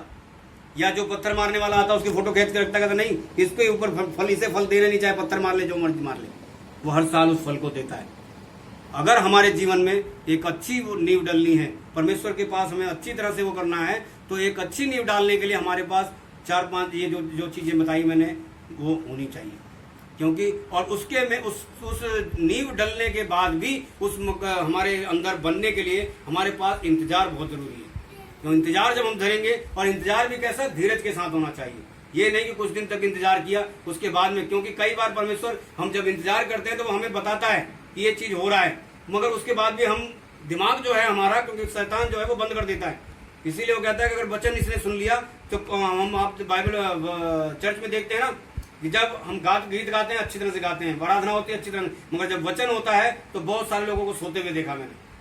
तो उन्हें पता है कि जिस शैतान को भी पता है कि जिस दिन इसने वचन सुन लिया और वचन इसके अंदर घुस गया, उस दिन मेरा काम अंदर से खत्म हो जाएगा, मैं बाहर आ जाऊंगा, और जब मैं बाहर आ जाऊंगा तो दोबारा कभी नहीं जा सकूंगा। इसलिए हमारे इस वचन भवन रूपी यानी यीशु के भवन को हमें क्या करना है, सबसे पहले तो एक अच्छी नींव डालनी है, और एक अच्छी नींव डाल करके उसको क्या करना है, अच्छे से सीमेंट बनाना है, और बनाने में जो समय लगेगा उसका इंतजार करना है। इंतजार करके और जब वो बन जाएगा तब कैसा भवन होगा, एक आदर्श भवन बन जाएगा। हालेलुया। हम सब आंखें बंद करेंगे। हे मेरे सर्वशक्तिमान परमेश्वर, मैं तेरा धन्यवाद करता हूँ सुंदर समय के लिए, सुंदर दिन के लिए। आज आपने परमेश्वर एक अच्छी बातों को बताने का मौका दिया, इसके लिए धन्यवाद करता हूँ। वाकई परमेश्वर, हम अपने जीवन में कई बार ये चीजें होती हैं परमेश्वर, हम हर चीज में उतावली करते हैं परमेश्वर, हमें तभी अगर बीमार हुए तो हम सोचते हैं कि जिस दिन हम चर्च में जाते हैं उसी दिन ठीक हो जाए। अगर हमारे ऊपर कर्ज है तो हम सोचते हैं कि जैसे हम चर्च में पहुंचे कि कर्ज हमारा खत्म। मगर परमेश्वर तूने कहा, तेरे शास्त्र में लिखा हुआ है कि जो अंत तक धीरज धरेगा उसका उद्धार होगा। प्रकाशित वाक्य में तूने लिख के दिया कि ढाढ़स बांधो, कलेश जो है वो 10 दिन का है, अंत में तुम्हारे लिए एक मुकुट है। परमेश्वर आज के बाद परमेश्वर हम इस भवन, परमेश्वर भवन रूपी अपने यीशु के भवन रूपी अपने आप को परमेश्वर इंतजार में करें। परमेश्वर हम यूसुफ की तरह बने। परमेश्वर यूसुफ को जैसे प्रतिज्ञा करी परमेश्वर ने हमें भी प्रतिज्ञा करी है कि मैं तुम्हें कुछ दूंगा परमेश्वर, क्योंकि बाइबल में लिखा हुआ है कि हम जो भी चुने हुए हैं हर कोई ना कोई किसी न किसी काम के लिए चुना गया है परमेश्वर। और उस काम को करने में परमेश्वर हमें कई बार जल्दी पता चल जाता है, कई बार देर में पता चलता है, टाइम लगता है। परमेश्वर आप टाइम भी लेते हैं परमेश्वर, कई बार आप परखते हैं परमेश्वर। जैसे अय्यूब कहता है कि परमेश्वर जब मुझे तालेगा तो एक अच्छी तरह अच्छा सोना बना के तैयार करके निकालेगा परमेश्वर। ऐसे ही परमेश्वर हम इसी तरीके से सोचे परमेश्वर, हमारे जीवन में कभी भी कोई भी समस्या जब आए तो हमें ये ना हो कि हम इस भवन को खराब कर दें परमेश्वर। हम इस भवन को और अच्छा साफ सुथरा करके और अच्छी वो करके, जैसे परमेश्वर उस भवन में परमेश्वर जो जलन है वो निकल जाए, जो डाह है वो निकल जाए परमेश्वर, जो पाप है वो निकल जाए परमेश्वर, जो कंगालीपन है परमेश्वर वो निकल जाए परमेश्वर। ये सब कुछ निकल जाएगा परमेश्वर, तो हम एक अच्छा भवन बन जाएंगे परमेश्वर। क्योंकि परमेश्वर जब सुलेमान ने भवन बना लिया था तो उसने कहा, हे प्रभु मैं जानता हूं तू इस भवन में नहीं समा सकता, तू स्वर्ग में भी नहीं समाने वाला परमेश्वर है, मगर फिर भी इस भवन से जो बात प्रार्थना की जाए उस पर तेरे आंख और कान लगे रहे परमेश्वर। जिस दिन आपका ये भवन रूपी शरीर परमेश्वर के ऐसा बन जाएगा, उस दिन जब भी आप प्रार्थना करेंगे परमेश्वर आपकी प्रार्थना को सुनेगा, उसका उत्तर आने लग जाएगा। अगर उत्तर आने में रुकावट है तो वो यही रुकावट है कि हम उस भवन को इंतजार ना करके जल्दी जल्दी बनाने की कोशिश करते हैं और वो भवन उल्टा सीधा बन जाता है। हे परमेश्वर आपने ऐसा अनुग्रह कर दिया, इसके लिए तारीफ और धन्यवाद। इस घर में परमेश्वर आज आपने एक अच्छा वचन देने का मौका दिया, इसके लिए धन्यवाद करते हैं। इस परिवार में भी परमेश्वर, इस जितने भी भवन है परमेश्वर, ये सब आपके अच्छे भवन बनने पाए परमेश्वर। इस परिवार में हर कमी घटी को यीशु के नाम से पूरा करता हूं परमेश्वर। आज के बाद ये लोग परमेश्वर आपका भवन कहने वाले बन जाए परमेश्वर। ये कभी ना कहें कि प्रभु हमसे दूर है या प्रभु से हम दूर हैं, क्योंकि परमेश्वर आप हमारे साथ हैं। इस बात का वाचा आपने किया हुआ हमसे, इस परिवार के साथ भी है, इसके लिए धन्यवाद करता हूँ। हम सब लोगों को आपने लेके आए, जिन जिन लोगों को सबके साथ हैं, और आज के वचन के अनुसार हमें सबको आशीष किया, इसके लिए धन्यवाद करता हूँ। सारी महिमा आदर इज्जत गौरव सब कुछ आपको देते हुए छोटी सी विनती को यीशु के नाम से मांग लेता हूँ, आमीन। अपना बोझ प्रभु पर डाल, कभी न घबराना, तेरा आदर मान करेगा, आश्चर्य कर्म करेगा। अपना बोझ प्रभु पर डाल, कभी न घबराना,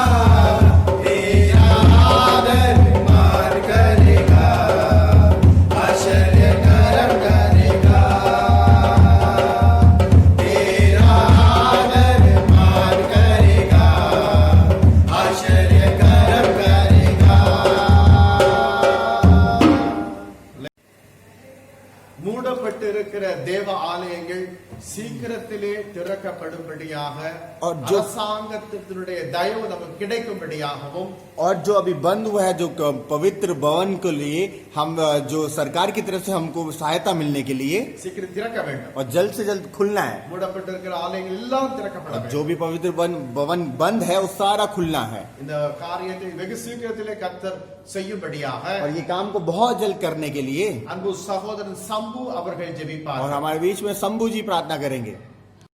धन्यवाद, स्तुति स्तुति स्तुति मेरा सा धन्यवाद धन्यवाद और महिमा महिमा मेरे परमेश्वर। आज की विनती प्रभु जी आपके चरणों में रखते हैं प्रभु जी, अपने आप को प्रभु जी आपके चरणों में रखते हैं प्रभु जी। आप परमेश्वर स्तुति करते हैं प्रभु जी कि आज कोरोना के कारण प्रभु जी पूरा देश बंद है प्रभु जी। इस कोरोना वायरस के कारण प्रभु जी ढेर सारी चीज़ें बंद है प्रभु जी, हर एक दुकानें बंद है प्रभु जी।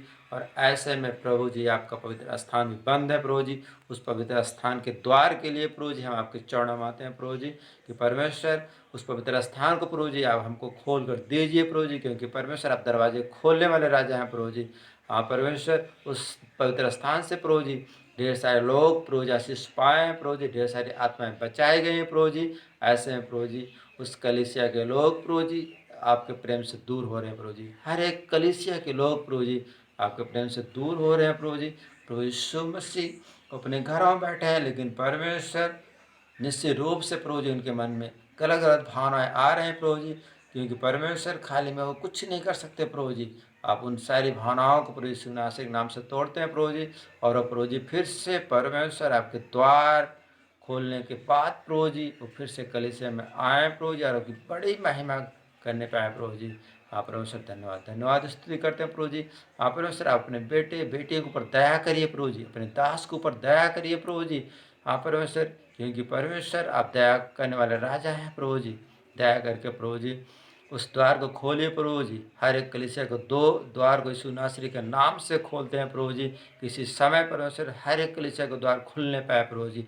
धन्यवाद धन्यवाद स्तुति स्तुति स्तुति में राजा। आप परमेश्वर प्रेरितों का 16:25 में पवित्र लिखा है प्रभु जी कि पौलुस और सीलास एक बंदी गृह में बंद थे। वो आधी रात को प्रार्थना कर रहे थे, क्योंकि परमेश्वर उनके पास कोई रास्ता नहीं था, सिर्फ और सिर्फ एक रास्ता था कि वो प्रार्थना करें। प्रार्थना कर रहे थे परमेश्वर कि आधी रात को प्रभु यीशु मसीह आप उनकी प्रार्थना को सुनकर बंदी गिर के दरवाजे को खोल देते हैं प्रभु जी।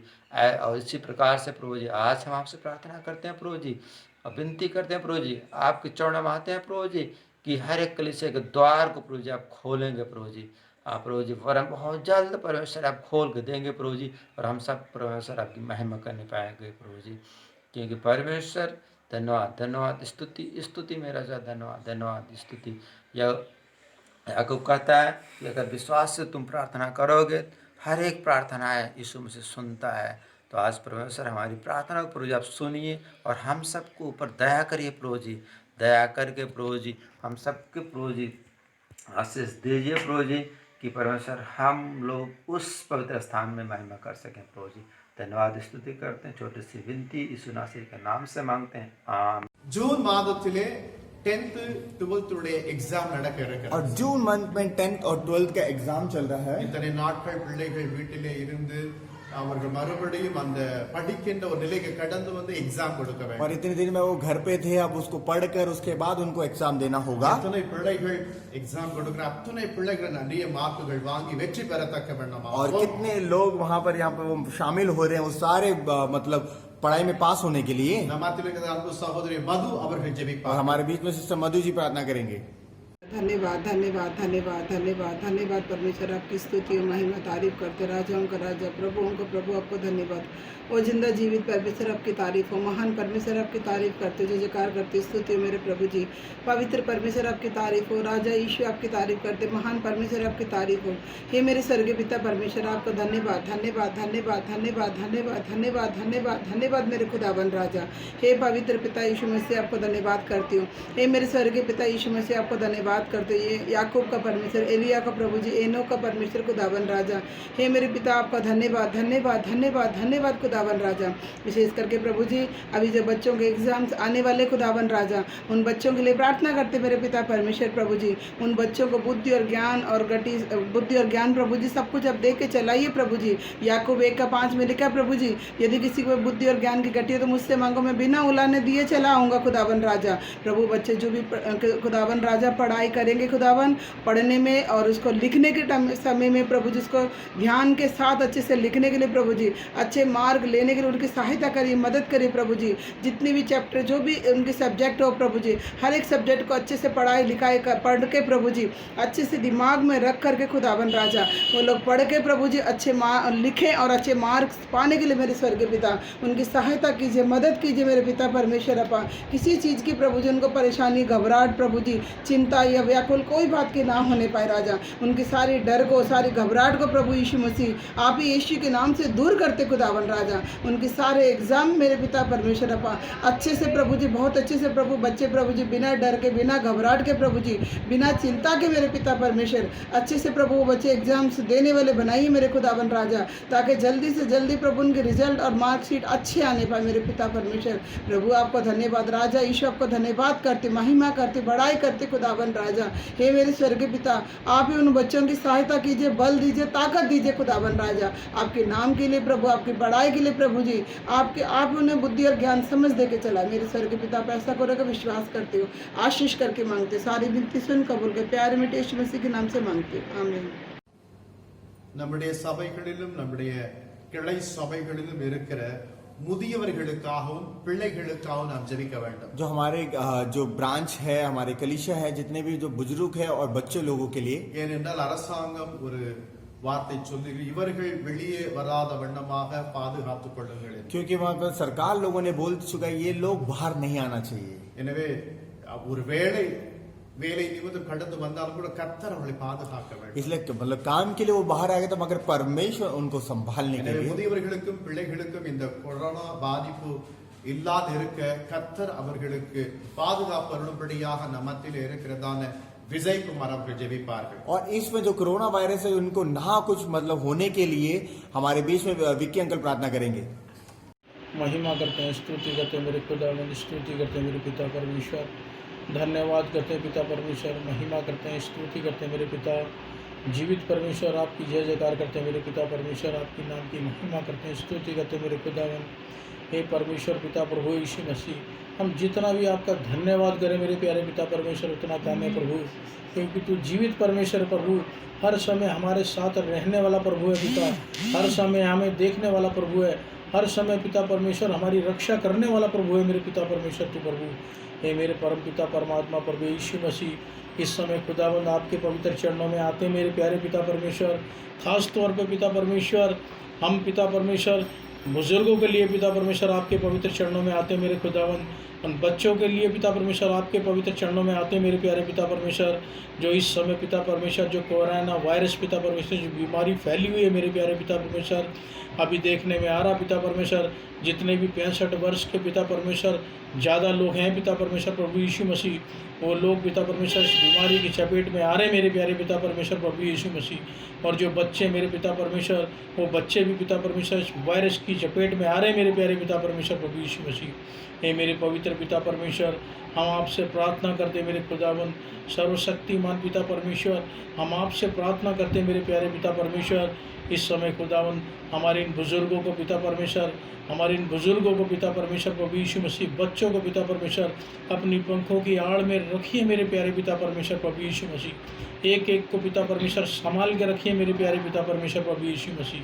हे मेरे पवित्र पिता परमेश्वर, तेरी तो करुणा महान है मेरे पिता, तेरी करुणा सर्वशक्तिमान है मेरे पिता परमेश्वर। यह वायरस पिता परमेश्वर क्या है पिता परमेश्वर, कुछ भी नहीं है मेरे पिता, तेरी करुणा के आगे पिता परमेश्वर यह वायरस कुछ भी नहीं है मेरे प्यारे पिता परमेश्वर। हे मेरे पवित्र पिता परमेश्वर, आप रक्षा करेंगे राजा, हम विश्वास करते मेरे प्यारे पिता, बुजुर्गों को, बच्चों को पिता परमेश्वर सबको आपके पवित्र चरणों में सौंपते मेरे प्यारे पिता परमेश्वर, एक एक को अपनी पंखों की आड़ में रखकर पिता परमेश्वर अपनी महिमा के अनुसार पिता परमेश्वर आप चलाइए मेरे प्यारे पिता परमेश्वर। हे मेरे खुदावंद पिता परमेश्वर, हमने आपसे प्रार्थना करी है मेरे पिता परमेश्वर, और आपने कहा पिता मैं धर्मियों की प्रार्थनाओं को कभी भी अनसुनी नहीं करता हूँ मेरे प्यारे पिता परमेश्वर। हमारी प्रार्थना को सुनकर आपने पिता परमेश्वर ग्रहण कर लिया, इसके लिए आपका धन्यवाद करते पिता। आप ही के मीठे मधुर नाम से मांगते हैं यीशु पिता, आमीन यीशु पिता। தற்போது செல்போன் மிகப்பெரிய தலைவலியாக இருக்கிறது। इस समय पर सेलफोन मतलब मोबाइल फोन बहुत भयंकर है। இந்த PUBG, PUBG, rummy, MPL MPL போன்ற விளையாட்டுகளிலே பல பிள்ளைகளும் சரி வாலிபர்களும் சரி அவற்றிலே முழுகி இவற்றினாலே அவர்களுக்கு மிக கோபம் வருவிக்கத்தக்க நிலை காணப்படுகிறது. और इस प्रकार का गेम खेलते खेलते बच्चे लोग, जवान लोग, मतलब उनको ज्यादा से ज्यादा गुस्सा आने लग गया है அடிமை ஆளாய் காணப்படுகிறார்கள் और उसमें अधीन हो चुके हैं उसके अंदर. அப்படிப்பட்ட விளையாட்டு விளையாடும் போது ஏதோ ஒரு வேலை சொல்லும் போதும் அதிகப்படியான கோபங்கள் வருகின்றன. और जब उस प्रकार में जब वो खेलते हैं, उसके साथ कोई बुलाता है, उसको कुछ भी कहते हैं, तो उसी टाइम उसको गुस्सा आ जाता है. இவற்றிலிருந்து அவர்கள் வெளியே வரும்படியாக நாம் ஜெபிக்கிறோம். और इसमें से उनको बाहर निकलने के लिए हम प्रार्थना करेंगे. நம்ம மத்தியில் இருக்கிற சகோதரி ரஷ்மி அவர்கள் ஜெபிப்பார்கள். और हमारे बीच में लक्ष्मी आंटी जी प्रार्थना करेंगे. धन्यवाद पिता परमेश्वर, धन्यवाद करते, स्तुति करते, तारीफ करते, महिमा करते, आपकी जय जयकार करते पिता परमेश्वर। प्रभुओं के प्रभु, राजाओं के राजा, ईश्वरों के ईश्वर प्रभु, आपको धन्यवाद करते हुए सुंदर समय के लिए धन्यवाद करते हैं पिता परमेश्वर। आप महान और जीवित और जिंदा खुदा यीशु मसीह खुदा, क्योंकि आपने 2020 साल पहले अपने पवित्र लहू को क्रूस पर बहाकर पूरे संसार को बचाया प्रभु, इसके लिए धन्यवाद करते खुदा। इस समय पिता परमेश्वर जवान या बुजुर्ग पिता या बच्चे पिता परमेश्वर, जो दुष्ट आत्मा ने पिता उनके अंदर गेम की आत्मा को दिया खुदा, जैसे पबजी पिता परमेश्वर, जैसे लूडो खुदावन राजा या रम्मी पिता परमेश्वर, जो MPL पिता, जो अनेक प्रकार की गेमों से पिता शैतान ने उनके बुद्धि ज्ञान और समझ को बांध के रखा, जो जकड़ने वाली आत्मा है पिता परमेश्वर, जो बुद्धि को हरने वाली आत्मा, जो दुष्ट आत्मा ने उनको जकड़ के रखा है पिता, उस जकड़ने वाली आत्मा को मैं तेरे नाम से बांध कर नरक की अग्नि में डाल देती पिता परमेश्वर, और सभी को तेरे लहू में कवर करती पिता, उन्हें सिर से पैर तक अपने लहू में कवर कर पिता। भटकने वाली आत्मा को तोड़ दे यीशु के नाम से पिता परमेश्वर। पिता उनके ऊपर अपना अधिकार ले खुदावन राजा, उनके बुद्धि ज्ञान और समझ को खोल दे पिता परमेश्वर, क्योंकि खुदा बुद्धि और ज्ञान के देने वाले परमेश्वर यीशु मसीह खुदावन राजा, क्योंकि पिता वजह संहिता 32:8 में खुदा आपने कहा, मैं तुम्हें अपनी बुद्धि देता हूँ, जिस मार्ग में तुम चलोगे मैं तुम्हारी अगुवाई करूंगा, तुम पर अपनी कृपा दृष्टि संपत्ति बना के रखूंगा। अपने वादे के अनुसार खुदा हर एक आत्मा को बचा ले खुदा, छुड़ा ले पिता परमेश्वर, वो शरीर प्राण आत्मा तेरी है पिता, कोई दुष्ट आत्मा उन्हें हरने ना पाए पिता, पिता परमेश्वर उन्हें अंधकार में लेकर जाने ना पाए पिता, हर अंधकार की आत्मा को तोड़ दे यीशु के नाम से पिता परमेश्वर, अपने लहू में कवर कर कर पिता हर एक आत्मा को अच्छी बुद्धि ज्ञान और समझ दे पिता परमेश्वर। प्रभु हर लोभ लालच की आत्मा को तोड़ दे पिता परमेश्वर, पिता परमेश्वर, जो अंधकार की शक्ति है पिता उन्हें बहलाती है पिता, उस दुष्ट आत्मा को तोड़ दे पिता परमेश्वर, तूने पवित्र लहू उन आत्माओं के लिए बहाया खुदा, उन आत्माओं को बचाने और छुड़ाने वाला परमेश्वर यीशु मसीह आप है खुदावन राजा। हर एक आत्मा के अंदर तेरी आत्मा वास करती है खुदावन राजा, उनके अंदर अपने डर और भय की आत्मा को प्रदान कर खुदा, अपने दर्शन के द्वारा बात कर खुदावन राजा, और पिता परमेश्वर हर भटकने वाले रास्ते से पूरी संगति से बचाकर उनके जीवन में चमत्कार कर देने वाले जीवित और जिंदा खुदा यीशु मसीह आपको धन्यवाद करते हैं खुदा, आप उन्हें बचाकर छुटकारा देकर प्रभु उनके जीवन में कार्य करेंगे, हम विश्वास करते खुदा। हर विनती को सुनने वाले प्रभु यीशु मसीह आप है खुदा, इस समय भी प्रभु आपने हमारी विनती को सुनकर पिता उसका उत्तर हाँ और आमीन में दे दिया खुदा, पूरे संसार के हर एक आत्मा को तूने अपने लहू में कवर कर लिया खुदा, और प्रभु उन्हें अपने पंखों में छुपा लिया पिता परमेश्वर, क्योंकि मत्ती 11:22 में खुदा आपने कहा, विश्वास से जो प्रार्थना में प्रतीति करोगे वो हो जाएगा। हमने विश्वास किया और आपने हमारी प्रार्थना को सुनकर उसका उत्तर हाँ और आमीन में दे दिया प्रभु, धन्यवाद करते खुदा। हम घटे आप बड़े पिता, आप जैसा परमेश्वर ना था ना है ना होगा, आप जीवित है, जीवित और सदा जीवित रहेंगे खुदा। सारी स्तुति तारीफ महिमा धन्यवाद इज्जत आदर समान प्रभु आपको देते, सारी विनती सुन कबूल कर प्यारे यीशु मसीह के नाम से मांगते आमीन। हट गया हट गया हट गया मेरे सपना का बोझ, हट गया हट गया हट गया हट गया मेरे सपना का बोझ, हट गया सब गुनाह मिट गए खोल के चश्मे से, हालेलुया खुल गया मिट गया मेरे सब गुनाह का बोझ, हट गया मेरे सब गुनाह का बोझ, हट गया। டெல்லியிலே தொற்று நோய் பரவிக்கொண்டே வருகின்றன. और दिल्ली में कोरोना वायरस बहुत बढ़ते ही जा रहा है। நாம் குறைய வேண்டும் என்று நாம் செபிக்கிறோம். और ये हम कम होना करके हम प्रार्थना कर रहे हैं. ஆனால் ஒவ்வொரு நாளும் வருகிற செய்தியை பார்க்கப்படும் பொழுது மிகவும் மனம் கஷ்டமாயிருக்கு. और मगर हर दिन में जो न्यूज़ आ रहे हमारा मन व्याकुल हो जाता है. எனவே இது மனிதர்களாலேயோ மருத்துவர்களாலேயோ ஒன்றும் செய்ய முடியாது. इसलिए मनुष्य से या डॉक्टर से कुछ नहीं हो पाएगा. தேவன் தான் இதிலே தலையிட வேண்டும். इसलिए परमेश्वर ही कर सकता है. இதற்காக நாம் மத்தியில் இருக்கிற பீட்டர் சாலமன் அவர்கள் ஜெபிப்பார். और हमारे बीच में पीटर सॉलोमन अंकल जी प्रार्थना करेंगे. धन्यवाद हो प्रभु, स्तुति करते स्तुति और प्रभु स्तुति महिमा प्रशंसा करते पिता परमेश्वर पवित्र प्रभु आपको धन्यवाद करते हैं। आकाश और पृथ्वी के कर्ता आपको धन्यवाद करते हैं। महिमा के योग्य प्रभु आपको धन्यवाद करते हैं। स्तुति महिमा प्रशंसा करते पिता परमेश्वर प्रभु यीशु पूरे दिल्ली शहर को पिता तेरे साथ चरणों में लेकर आते हैं। तेरी स्तुति प्रशंसा करते पिता परमेश्वर प्रभु यीशु इस कोरोना वायरस से पिता परमेश्वर कितने लोग बीमार हैं पिता परमेश्वर, कितने लोग पिता परमेश्वर मर गए हैं प्यार प्रभु, उन सब के लिए प्रभु आपको धन्यवाद करते हैं। तेरी स्तुति प्रशंसा करते पिता परमेश्वर प्रभु यीशु ये कोरोना वायरस पिता परमेश्वर ये दिल्ली शहर में पिता परमेश्वर बढ़ने ना पाए प्यार प्रभु पिता आपका अनुग्रह दया उतरे पिता आप ऐसा करने वाले प्रभु आपको धन्यवाद करते तेरी स्तुति महिमा प्रशंसा करते पिता परमेश्वर। इस पूरे दिल्ली शहर में पिता परमेश्वर तेरे पवित्र लहू को छिड़कते हैं मेरे प्यार प्रभु पिता सारी अंधकार की शक्तियां दूर होने पाए मेरे खुदा पिता आप ऐसे अनुग्रह करने वाले प्रभु आपको धन्यवाद करते हैं, आपकी स्तुति करते हैं, आपकी महिमा करते पिता परमेश्वर पवित्र प्रभु आपको धन्यवाद करते हालेलुया।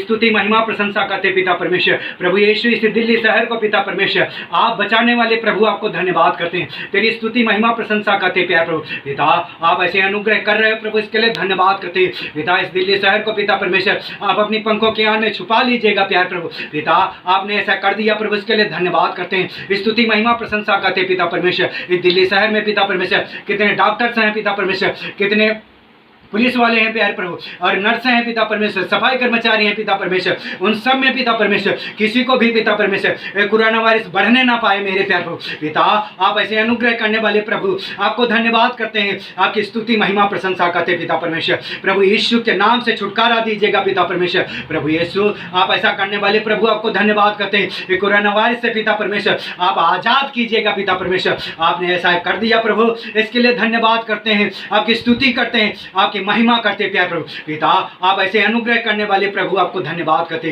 पिता आपने ऐसे करके दे दिया इसके लिए धन्यवाद करते। इस बीमारी को पिता परमेश्वर यीशु के नाम से दूर किया प्रभु इसके लिए धन्यवाद हो प्रभु ओ धन्यवाद करते हालेलुया।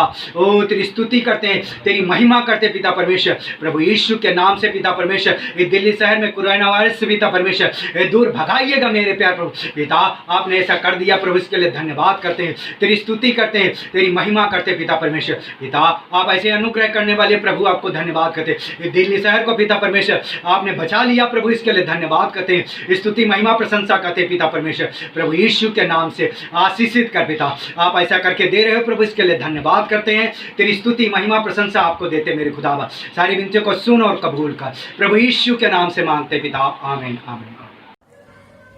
நம்முடைய தேசத்தினுடைய பிரதம மந்திரிக்காகவும் और हमारे देश में प्रधानमंत्री के लिए நம்முடைய டெல்லி காணப்படுகிறதான முதல் அமைச்சருக்காக और जो दिल्ली में सीएम है उनके लिए भी இவர்களுக்காக நாம் ஜெபிக்க வேண்டும் और इनके लिए प्रार्थना करना होगा।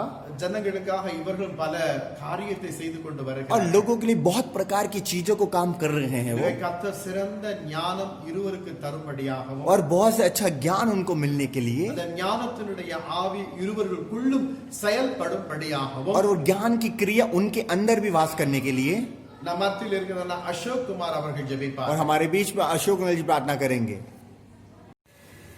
मैं धन्यवाद करता हूँ परमेश्वर का इस अच्छे समय के लिए।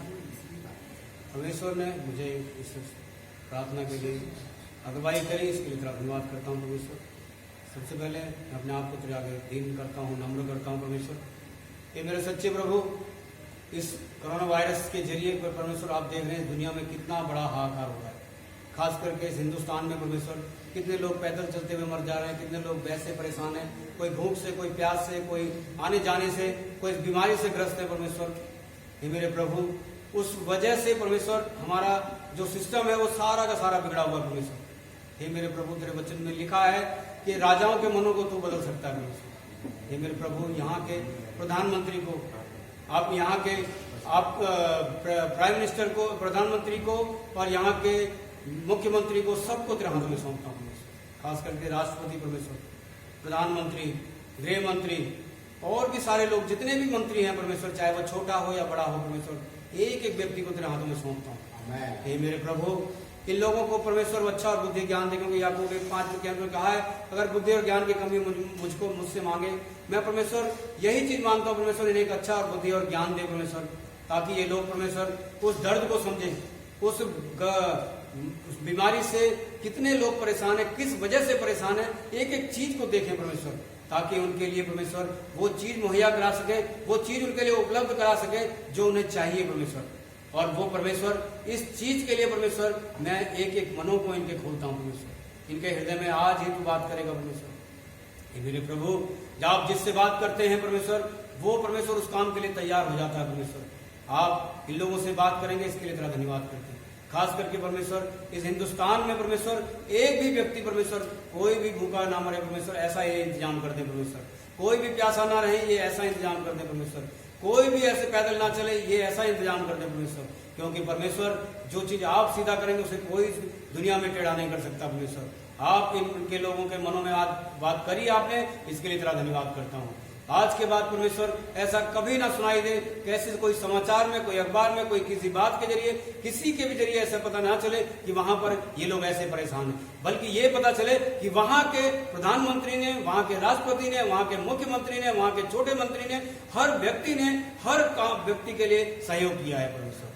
हे मेरे प्रभु, आप इन लोगों के हृदय को खोल दिया और इनके अंदर परमेश्वर हर व्यक्ति के लिए दया और अच्छा गुण और प्रेम प्रकट किया, इसके लिए तेरा धन्यवाद करता हूँ परमेश्वर। आपने ऐसा ही अनुग्रह कर दिया, इसके लिए तारीफ और धन्यवाद हो।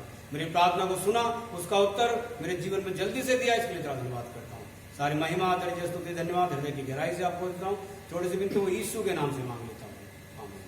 நாம் யாவரும் கரங்களை உயர்த்தி முழங்கால் படியிடுவோம். हम सब लोग अपने दोनों हाथों को उठाकर घुटने टेकेंगे। அன்பின் தகப்பனே, இவ்வளவு நேரம் எங்களுடைய ஜெபங்களை நீர் கேட்டதற்காக உமக்கு ஸ்தோத்திரம் ஐயா. प्यारे पिता, इतनी देर आप हमारी प्रार्थना को सुना प्रभु, आपके लिए धन्यवाद करते हैं। நாங்கள் விசுவாசிக்கிறோம், எங்கள் தேவன் எங்கள் ஜெபத்தை கேட்டிருக்கிறார், நிச்சயம் பெரிய காரியத்தை செய்வார் என்று சொன்னார். और हम विश्वास करते हैं हमारा परमेश्वर हमारी प्रार्थना को सुना और परमेश्वर अवश्य वो पूरा करेगा। விசேஷித்த வண்ணமாக ஒரு நல்ல வார்த்தை நாங்கள் இன்றைக்கு தியானித்தோம் ஐயா. विशेषकर परमेश्वर बहुत अच्छा वचन को हमने ध्यान किया வார்த்தை நிமித்தம் ஆண்டவரே ஒவ்வொருவரையும் நீர் ஆசீர்வதியும். और वचन के अनुसार परमेश्वर एक एक को आशीष कर परमेश्वर। நீ வருகிற நாட்களிலும் जो आने वाले दिन में இன்னும் अनेक ஜெபங்களுக்காக நாங்கள் உம்முடைய திறப்பிலே நின்று ஜெபிக்க எங்களுக்கு ஒருவர் அதை கட்டளையிடும். और बहुत प्रकार की परमेश्वर आपकी प्रार्थना करने के लिए परमेश्वर और हमको खड़ा करिए परमेश्वर। மகிமை எல்லாம் உமக்கு और தருகிறோம். महिमा आपको देते प्रभु। தங்களுடைய தூக்கத்தை எல்லாவற்றையும் மறந்து கொஞ்ச நேரம் உம்முடைய சன்னிதானத்திலே வந்து ஜெபித்த இந்த உள்ளங்களை और ஆசீர்வதியும். परमेश्वर रात को परमेश्वर त्याग दे के परमेश्वर हमारी प्रार्थना को करा परमेश्वर, उनको भी परमेश्वर प्रतिफल दीजिए परमेश्वर। விசேஷித்த வண்ணமாக